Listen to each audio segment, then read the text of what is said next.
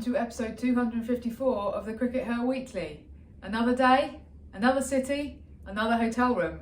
We should have been at the MCG today for day 4 of the Women's Ashes Test, but it finished in 3 days because England were that bad.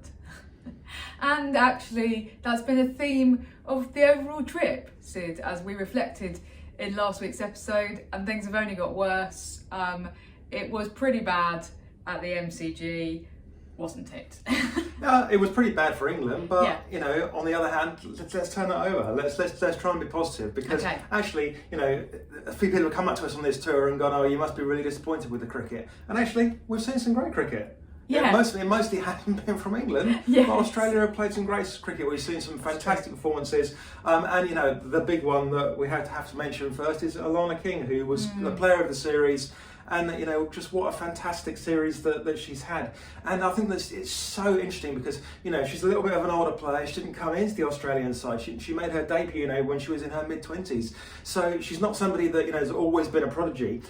When she was like 22, 23, people said, "Oh, Alana King, you know, she bowls 2 or 3 decent bowls, but then she'll bowl, you know, 4 overs of trash." And you know, nobody rated her as a sort of consistency bowler. Yeah. And yet, you know, yesterday, you know, bowling England out in that Test match, she bowled, you know, delivery after delivery after delivery, and you know, I mean, the 1 or 2 notable poor deliveries that she bowled were so notable that England players scooped them up into the hands of Australian fielders.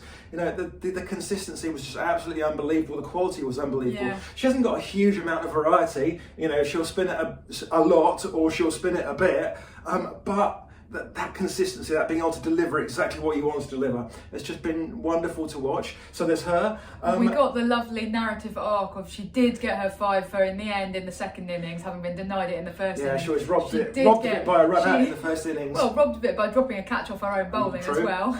But anyway, she's going to be up on the honours board, and that's brilliant. Anyway, you would... Yeah, who else up on the honours board? Beth Mooney. Yeah. You know, what a wonderful tour that she's had. I mean, there's talk that this, you know, might be the last time we see her playing an Ashes. But you know, what a fighter! What an athlete! Just an example to everybody. You know, if you're a cricket coach and you want an example of how to, you know, teach your players that level of commitment, you know, Beth Mooney is the woman to show them, right? Yeah, absolutely. She's been brilliant. I mean, the other thing that we should talk about from an Australian perspective, having actually been here and been a little bit sceptical about the ability of Cricket Australia to attract people to these games. They've broken all the records, haven't they? All the records have been broken, yeah. I mean, they had 35,000 people in total at the Test, is that right? Yeah. You know, and 40,000 across the 6 white ball games. Yeah, and I was sceptical that they were going to be able to. I mean, obviously they didn't come anywhere near filling the MCG, but you know, to get over 10,000 people there on the 3 days that were played is just fantastic achievement. You know, we were very sceptical in general about, you know, running these tournaments, both the Women's Ashes and the WBBL, as kind of separate, standalone women's tournaments. You know, because the UCB have had so much success by rolling the Ashes and the 100 into sort of mixed tournaments, if you like. But you know, I think that Australia have proved that, you know, if you keep going with this, then you know you can get your rewards. So you know, fantastic achievement from the marketing teams, you know, at Cricket Australia. Well done to them. And it helps that when you've got like, such a brilliant set of athletes. Well, it certainly doesn't do any harm when you've got a winning team. Yeah, I mean, you know, a losing team is harder to sell. That's for sure. Want to talk about inspire and entertain, John Lewis? You can take a leaf out of Australia's book. Okay. We probably do have to talk about England, don't we? Do we have to? Can we not just ignore it?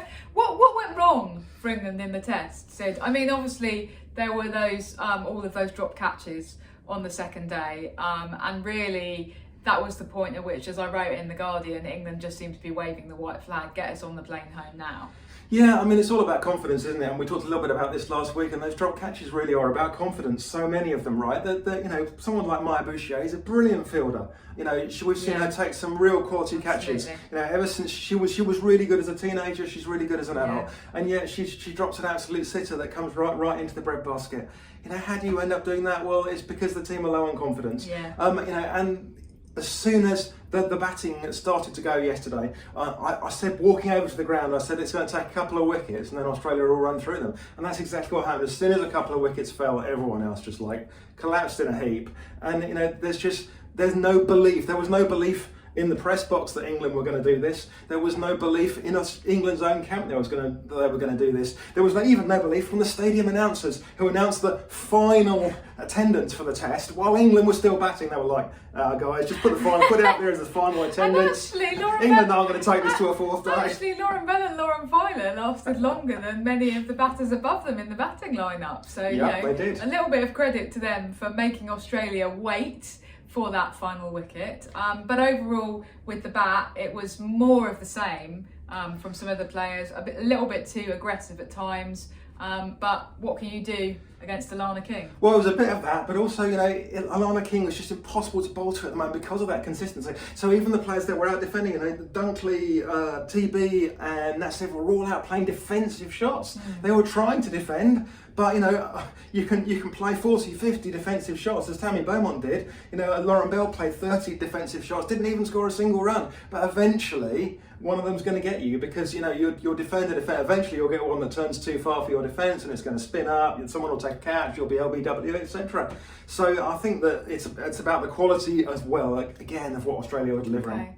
Interesting though that there is this continuing theme of it's been over a year since that since the defeat in India in that Test match, and this just felt like more of the same. England have talked a good talk about going away and doing work against spinners, but they can't walk the walk.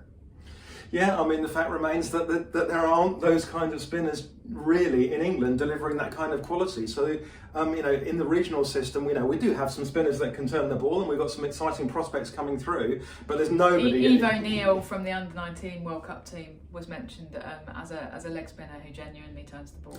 But there's nobody delivering that kind of quality right now that Alana King is. There's just no one to practice against delivering that kind of thing. I mean, that's the issue, isn't it? I'd love to see the Australian batters face Alana King ball in the way that she's been bowling the last few days. You know, I'm not sure that they'd last too long either, frankly. I really do think that she really was so much. It's always a big temptation to give Player of the Series to a batter because they score the big runs and they score the hundreds.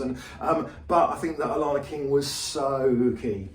Okay, it's really interesting. I mean, I guess now that the series is done, we know that the ECB are going to carry out this post-series review.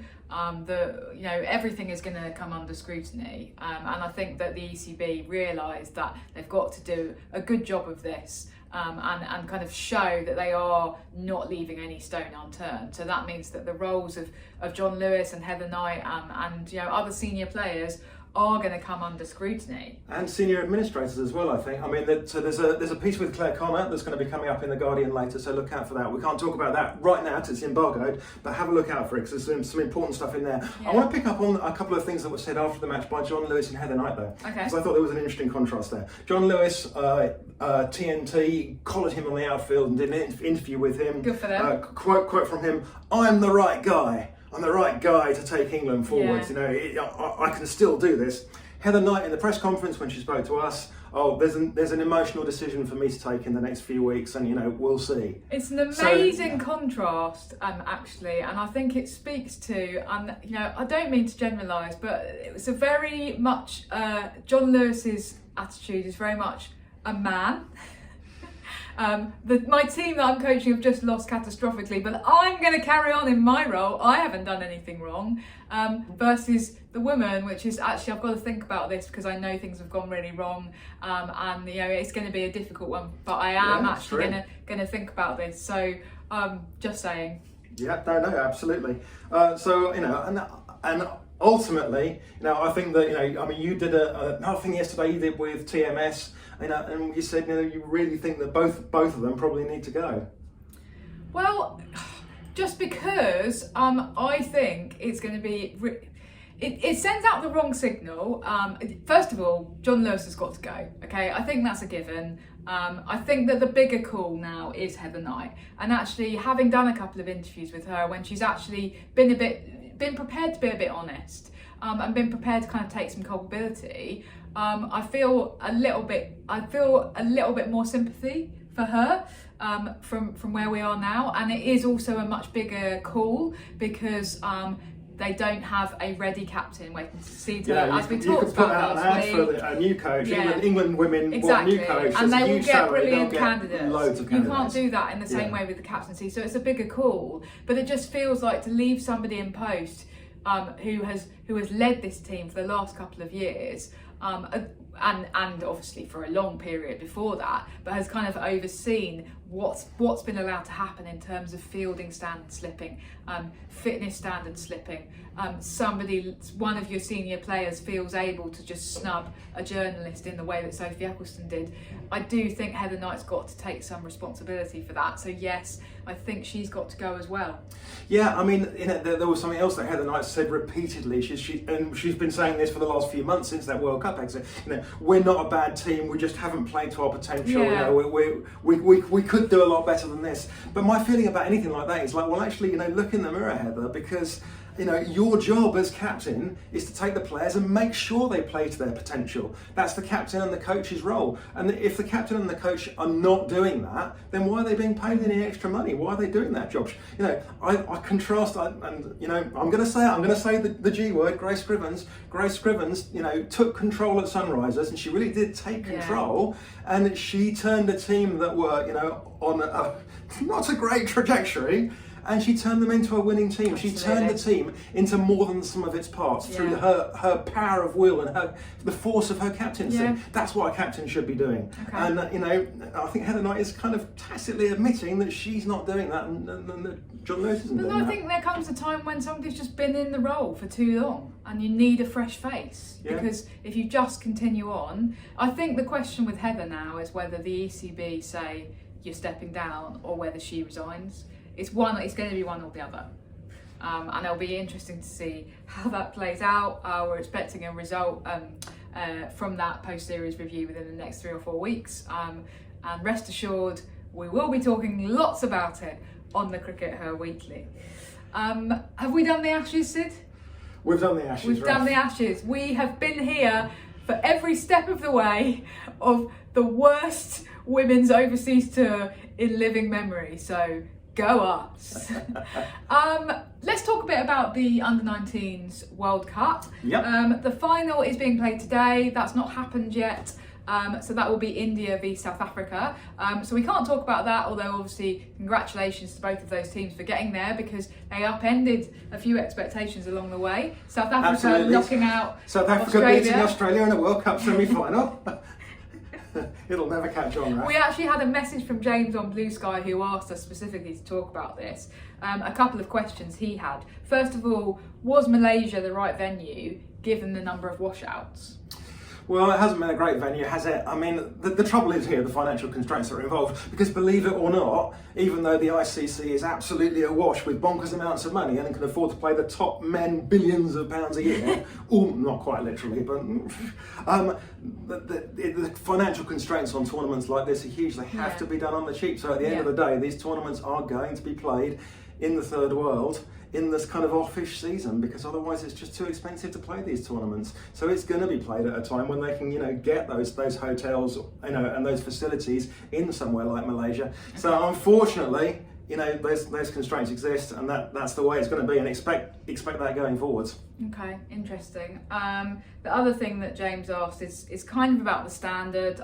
He was a little bit concerned about some of the performances, a reasonable number of sub 100 and even some sub 50 scores. He says the only decent sides are the top 4. I mean, I don't think we can really comment on that because we weren't watching the matches. It's been difficult to kind of follow it while we've been out here in Australia. But is that a concern? What's the value of this kind of tournament? Yeah, well, as you say, we haven't been watching the matches. They're actually paywalled in Australia. Amazon have got them as part of their ICC package. They're behind a paywall. Even though we're Amazon subscribers in the UK, we're not allowed to watch them here. Yeah. So we haven't been able to watch them, and we've only been able to watch the brief highlights that the ICC have been posting. I think the key thing to remember here is some numbers stuff, that the likelihood is that if for each team here, probably only 2 or 3 of these players in each team will go on to play full international cricket. And that's because an international cricket team consists of women aged between 18 and 34, and these teams consist almost exclusively of women aged 18 and 19. Yeah. So, you know, most of these players are not going to go on and play international cricket. But for the few that do, you know, it's a fantastic experience, and they will have learned stuff, they will have built their experience, they will come out of this better players. And I think that's how you've got to look at it. So yes, most of those Scotland players are not going to go on and play international cricket, but the 2 or 3 that do will have got a really valuable experience out of it, and that's how we look at those positives, I think. Okay, that's fair enough. I guess the other interesting thing, which I did talk about a little bit on the TMS podcast yesterday, is actually about England's performance, because in that semi-final, a lot of the players, there was a big batting collapse. Actually, they were sort of almost emulating the senior England women's cricket team. So there you go. They have been inspiring. And getting out playing JonBall shots, basically. So there's a bit of a concern that JonBall has reached out its tentacles into some of the age group levels of English women's cricket. Yeah, definitely. I mean, you know, the people that get selected for these things, yet again, they're the people that can hit big, the people that can, you know, are capable of hitting sixes and things. You know, and we need some of those people in the team, right? So, you know, England's big hitter in this tournament has been Davina Perrin, and we've also seen her, you know, have some big hitting innings in domestic cricket. And she looks a fantastic prospect going forward, playing that role. But the point is that Davina Perrin is a bit like Georgia Vole in the Australian team, you know, who's playing exactly the same role for Australia. She goes out, she hits it. You know, she's going to make some big scores, but she'll also make some small scores, and as long as she scores them fast, that's what they're looking for. So Davina Perrin, go for it with that. But we can't have an entire team of 11 Davina Perrins, because what will happen is that, you know, one of them will get out, you know, and they'll be cruising at, you know, 50 for 1 or whatever they were, and then they'll be all out for 98. And you know, so it's about balance. You know, some JonBall is good, but JonBall all down the line, most of the time, is going to stuff you up. I mean, that's always been my problem though with JonBall, is it's just one note, and it says you play like this and that's how you play, and there is no other way, and so, you know, it encourages players to always play like that no matter what the match circumstances. There's nothing wrong with being aggressive and exciting and hard hitting. That's what you need, especially in short form cricket. But sometimes the situation calls for a little bit of discipline and patience as well. And that, unfortunately, was a little bit missing. Feels like we just had an earthquake here in Australia. No idea what that was. Anyway. No, don't know. Was it a tram, maybe? Do they make those noises? Okay, well, it's the authentic Melbourne experience. Before we wrap up, Sid, I did just want to mention the Afghanistan women's match that was played in Melbourne this week at Junction Oval. We were fortunate enough to be able to get along and support. A massive credit to Heather Knight, who was also there supporting, despite the fact that it was only a few hours before the test match started. And it was just fantastic to see a group of women who'd kind of had their whole hopes of playing together and of playing cricket at all kind of ripped away from them by having to flee from their home nation because of the Taliban. Yeah, their whole lives got upended, you know, and they've ended up in Australia, and it's taken, you know, what, 3 years for them to get to a situation, or even more actually, to get to a situation where they've been able to all step out onto the park together as a representative team. You know, it's not the Afghanistan women's team, they've been very careful to say that, it's an Afghan women's 11, but the fact that they could all, and the happiness that they experienced playing that game was just like wonderful to see. They were supportive of each other, and it was joyful. And as you said, fantastic to see so many, you know, important people. Claire Connor was there as well, CEO of Cricket Australia, whose name I've forgotten. Nick Hockley, the Governor General. It was a brilliant really occasion. Positive. Massive credit to Cricket Australia and everyone involved in organising that. But the big question now is, what next? Now, partly that's again over to the ICC. You know, will they let these Afghanistan players play? under the Afghan women's banner. Because it is entirely down to the ICC. Absolutely. There's nothing in international law No. that says they can't do No. that. It's entirely up That's to the all, ICC. if anyone at the ICC tries to claim that, that's all nonsense, okay? The ICC sets its own regulations. If they want an Afghanistan women's 11 in exile to be able to compete in international fixtures, then they can make it happen. Yeah, they could create an international team from the moon, and they'd be totally allowed to do that. It's entirely a lack of willpower on behalf of the ICC. Unfortunately, that's out of our hands. All we can do is keep pressuring them. But there is something that we can do, and this is quite important. There is a new fund that's launched called Pitch Our Future. It's been started by Mel Jones, who's obviously been one of the women who's been so instrumental in getting those women and their families out of Afghanistan in the first place, and secondly, actually encouraging them to continue playing within Australia. So this fund, this Pitch Our Future fund, is to support the Afghanistan women's team in exile. It's to fund a 3-year programme to help out with things like the education of these women, life skills that they need. Many of them came to Australia with no English, for example, and also, of course, to support their cricketing development and their cricketing needs. So we're going to put a link to that in the show notes. If you've got any cash to spare, then please consider donating, because it's a really important cause. Yeah, we know these are hard times, but give what you can. Yeah. Anyway, thanks very much for tuning in, and we will see you in a week's time. We're going to be back in England. We will, back in the freezing cold. Not looking forward to it. Let's, for now, get out and enjoy the last couple of days of sunshine in Melbourne. And thanks to England for giving us an extra day here, free. See you next week. Bye.